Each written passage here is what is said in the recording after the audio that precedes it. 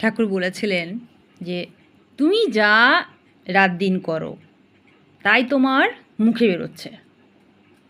লোকে যা খায় তার ঢেকুর ওঠে। মূলো খেলে মূলোর ঢেকুর, ডাব খেলে ডাবের ঢেকুর।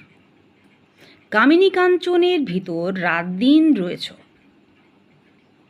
আর ওই কথাই মুখ দিয়ে বেরোচ্ছে। এখানে কামিনী কাঞ্চন মানে শুধু যে টাকা পয়সা তা নয়, কাম থেকে অনেক কিছু আসে, ভোগ লালসা সব কিছু, অর্থ সব সব মিলিয়ে কামিনী কাঞ্চনের কথা এখানে উল্লেখ করেছেন তিনি।